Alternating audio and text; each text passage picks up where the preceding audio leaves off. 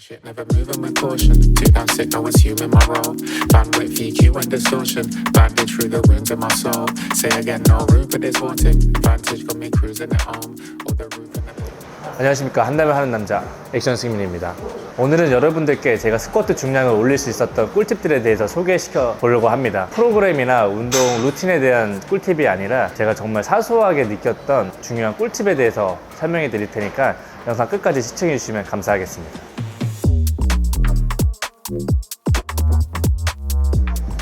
첫 번째 꿀팁은 바로 준비 운동입니다.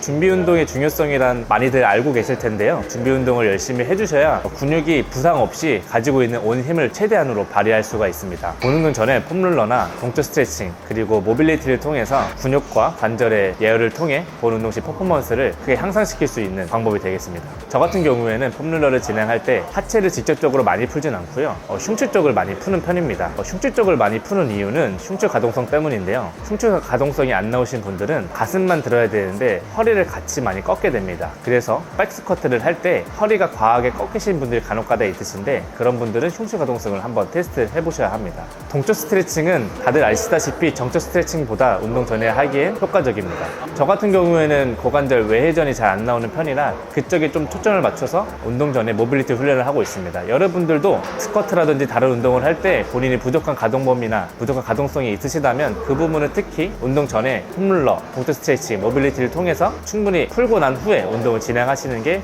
보다 효과적으로 중량을 올릴 수 있는 방법이 되겠습니다.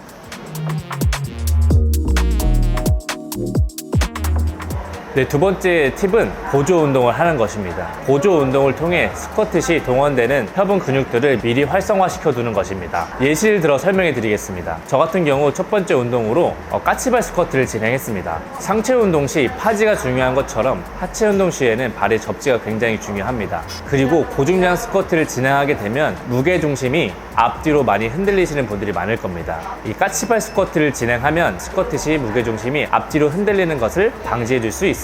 대부분 선행 운동으로 코어 운동을 많이 진행하십니다. 하지만 코어의 운동의 종류가 굉장히 많습니다. 그 수많은 코어 운동을 모두 하기보다는 메인 운동의 동작과 유사한 코어 운동을 해야 합니다. 저 같은 경우는 오늘 스쿼트를 진행하기 때문에 많이들 아시는 플랭크보다는 이 고관절, 다리를 들어 올린 상태에서 진행하는 데드버그 자세를 진행했습니다. 그리고 데드버그 자세에서 난이도를 조금 더 올리기 위해 다리 사이에 폼롤러를 끼고 저는 진행했습니다.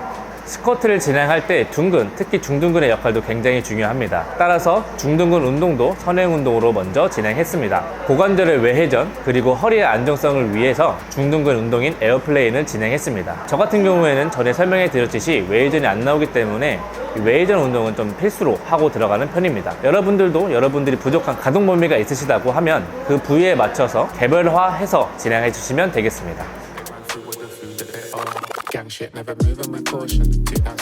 세 번째 꿀팁은 정신적, 즉 멘탈적 준비입니다. 대부분 이 멘탈적 요소를 중요시 생각 안 하시는 분들이 많은데요. 저는 이 멘탈적 요소도 굉장히 중요하게 생각합니다. 거의 대부분의 분들이 하체 운동하는 걸 보면 스쿼트를 얼렉한 상태에서 입 밖으로 무겁다라고 말씀하시는 분들을 많이 보곤 했습니다. 입 밖으로 뱉지 않더라도 속으로 오늘 좀 무거운데? 라고 생각하시는 분들이 많을 거라 생각하는데요. 저는 빈바부터 본 운동까지 절대로 속으로나 입 밖으로 무겁다라고는 뱉지 않는 편입니다.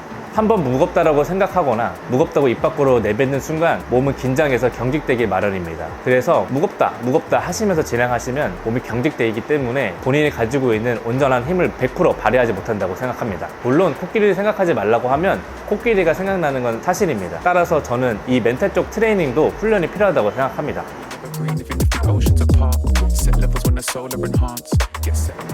네 번째 꿀팁은 호흡입니다. 호흡의 중요성이란 유튜브에 찾아보시면 많이 나와 있습니다. 복압을 잡아야 된다, 발사법 호흡을 해야 한다 라고 큰 틀에서는 자세하게 나와 있는데요. 저 같은 경우는 그렇게 어렵게 생각하진 않고 잠수한다고 생각합니다. 스쿼트를 딱 얼렉하고 친구들이랑 잠수 내기 한다고 생각하시면 됩니다. 친구들이랑 잠수 내기 할 때 호흡을 가볍게 마시고 들어가는 게 아니라 한번 크게 마시고 물속에 들어가는 것처럼 스쿼트를 진행할 때 무릎 구부리기 전에 호흡을 크게 한번 가두고 내려갔다가 올라오면서 물 밖에 나왔다 생각하시고 후 크게 뱉는 편입니다. 그렇다고 숨을 최대치로 마시는 것이 아닌 70에서 80% 정도만 마셔주시는 것이 보다 효과적입니다. 5번째 꿀팁은 스쿼트 외 다른 운동들입니다. 백스쿼트를 잘하려면 당연히 백스쿼트 연습을 많이 해야겠지만 백스쿼트만 한다고 해서 절대로 백스쿼트의 중량이 늘진 않으실 겁니다. 예를 들어 데드리프트를 통해 상지의 견고함 그리고 상하지의 협응력을 길러주고 힙 스러스트를 통해 둥근의 힘을 길러주어 스쿼트의 상단 부분에서 많은 도움을 받으실 수 있습니다. 네, 이러한 준비 운동과 활성화 운동을 통해 스쿼트의 기능을 향상시키고 중량 증가를 위한 기반을 다질 수 있습니다. 각 요소를 체계적으로 적용하여 최적의 결과를 받으시길 바라겠습니다. 여기까지 액션 승민이었습니다. Owning my role in my path, nothing like a stroll in the park. Never seen light straight thrown in the dark. Ever gleam bright with its token of art. Forever dream, ever green.